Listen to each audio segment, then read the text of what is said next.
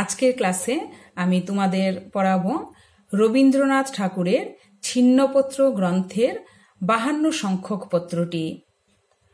ছিন্নপত্র গ্রন্থের 52 সংখ্যক পত্রটি রবীন্দ্রনাথ শিলাইদহে অবস্থান করার সময় লিখেছিলেন।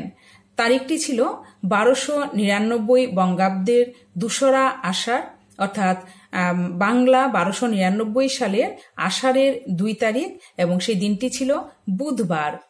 পত্রটির প্রথম লাইনটি আমাদের কালিদাসের মেঘদূত কাব্যের কথা স্মরণ করিয়ে দেয়। তিনি লিখেছেন, কাল আষাঢ়স্য প্রথম দিবসে বর্ষার নব রাজ্যাভিষেক বেশ রীতিমতো আড়ম্বরের সঙ্গে সম্পন্ন হয়ে গেছে।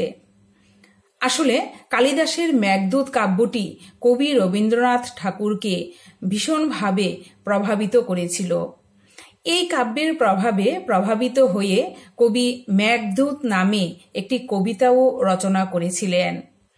এই কবিতাটি রচনা করার পর আষাঢ়ের প্রথম দিনটি যে কবির কাছে একটি বিশেষ দিন হিসেবে চিহ্নিত হয়েছিল তা কবি রবীন্দ্রনাথ ঠাকুর নির্দ্বিধায় এই পত্রটিতে স্বীকার করেছেন। রবীন্দ্রনাথের বিশ্বাস ছিল, আমি যদি জন্ম নিতেম কালিদাসের কালে, দৈবে হতেম দশম রত্ন নবরত্নের মালে। তাই বলে কালিদাসের প্রতি তার শ্রদ্ধা কম ছিল না। তিনি বলেছেন যে কালিদাসের সময় যদি তিনি জন্ম নিতে পারতেন তাহলে তিনি সেখানে দশম রত্ন হতেন। নবরত্ন ছিল, সেই নবরত্নের পরবর্তী রত্ন হতেন রবীন্দ্রনাথ ঠাকুর।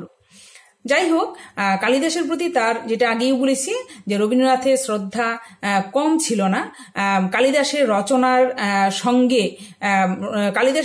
সঙ্গে রবীন্দ্রনাথের যে পরিচয় সেটা তার বাল্যকাল থেকেই। তাই পরবর্তীকালে রবীন্দ্রনাথের রচনায় আমরা দেখি কালিদাসের প্রভাব পড়েছে। মেঘদূত কাব্য নিয়ে তিনি একাধিক কবিতা ও প্রবন্ধ রচনা করেছেন। আমরা প্রাচীন সাহিত্য গ্রন্থে আমরা তার মেঘদূত নামে একটি রবীন্দ্রনাথ ঠাকুরের একটি প্রবন্ধ দেখতে পাই। জীবনস্মৃতি গ্রন্থেও মেঘদূতের প্রসঙ্গ উল্লেখিত হয়েছে। ছিন্নপত্রও কিন্তু বাদ যায়নি, অর্থাৎ ছিন্নপত্রও আমরা দেখছি মেঘদূতের প্রসঙ্গ উল্লেখ করেছেন রবীন্দ্রনাথ ঠাকুর। কালিদাসকে স্মরণ করে শিলাইদহ থেকে 52 সংখ্যক যে পত্র, ছিন্নপত্র, সে পত্রটি তিনি লিখেছেন। 52 সংখ্যক পত্রে তিনি লিখেছেন, মেঘদূত লেখার পর থেকে আষাঢ়ের প্রথম দিনটা একটা বিশেষ চিহ্নিত দিন হয়ে গেছে আমার পক্ষে। কালিদাসের এই মেঘদূত কাব্যই রবীন্দ্রনাথের সমগ্র মনোজগৎকে আলোড়িত করেছিল। 52 সংখ্যক পত্রে কবি প্রকৃতিকে সমস্ত সত্তা দিয়ে উপভোগ করতে চেয়েছেন।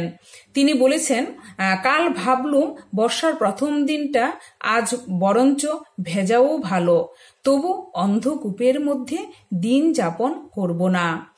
এর কারণ হিসেবে তিনি বলেছেন, জীবনে 99 সাল, 99 মানে আমরা বুঝতে পারছি যে সময় তিনি এই পত্রটি, যে সালে এই পত্রটি তিনি লিখেছিলেন, মানে 1299 বঙ্গাব্দের কথা তিনি বলেছেন। তিনি বলেছেন যে এই ছিন্নপত্রের এই 52 সংখ্যক পত্রে জীবনে 99 সাল আর দ্বিতীয়বার আসবে না। ভেবে দেখতে গেলে পরমায়ুর মধ্যে আষাঢ়ের প্রথম দিন আর কবারই বা আসবে। সবগুলো কুড়িয়ে যদি 30টা দিন হয়, মানে যদি তিনি 30 বছর বাঁচতে পারেন, সবগুলো মিলিয়ে যদি 30টা দিন হয়, তাহলেও খুব দীর্ঘ জীবন বলতে হবে। এই পত্রটিতে আমরা দেখি যে বর্ষার প্রকৃতি, দার্জিলিংয়ের সূর্যাস্ত ও চন্দ্রোদয়, বসন্তকালের জ্যোৎস্নারাত্রির বর্ণনা প্রভৃতি বর্ণনার মাধ্যমে কবির প্রকৃতি প্রীতি সুস্পষ্ট হয়ে উঠেছে। সৌন্দর্যের প্রতি কবির পিপাসা তার অনেক কবিতায় প্রকাশিত। আমরা তার বিভিন্ন কবিতাগুলো পড়লে আমরা দেখতে পাই তিনি বিভিন্ন কবিতায় সৌন্দর্য লক্ষ্মীর ধ্যান করেছেন। এই পত্রটিতে কবির সৌন্দর্যলোকে পাড়ি দেবার আকাঙ্ক্ষা প্রকাশিত হয়েছে। তিনি বলেছেন, যদি বাসনা এবং সাধনা অনুরূপ পরকাল থাকে তাহলে এবার আমি এই ওয়ার পরাণু পৃথিবী থেকে বেরিয়ে গিয়ে যেন এক উদার উন্মুক্ত সৌন্দর্যের আনন্দলোকে গিয়ে জন্মগ্রহণ করতে পারি। কবির এই পত্রটিতে তার সরস মনের ছোঁয়া এবং কৌতুকের পরিচয় পাওয়া যায়। পত্রের শেষে তিনি পুনশ্চ অংশ যোগ করে লিখেছেন 52 সংখ্যক পত্রটিতে, আসল যে কথাটি বলতে ভুলে গিয়েছিলুম সেটা বলে নেই।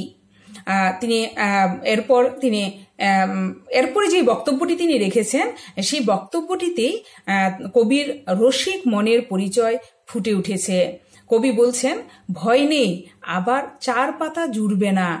কথাটা হচ্ছে, পয়লা আষাঢ়ের দিন বিকেলে খুব মুষলধারে বৃষ্টি হয়ে গেছে। বাস, এখানেই তিনি শেষ করেছেন তার বক্তব্য। তাহলে এই পত্রটিতে আমরা দেখলাম যে কবির কাব্যপ্রীতি, প্রকৃতিপ্রীতি, কবি প্রাণতা এবং কৌতুক রসের পরিচয়ও পাওয়া যায়। কবির সহজ সরল বলার ভঙ্গি, যা ছিন্নপত্র গ্রন্থের পত্রগুলির বৈশিষ্ট্য, তাও এই 52 সংখ্যক পত্রটিতে আমরা দেখব প্রকাশিত হয়েছে বা পরিলক্ষিত হয়।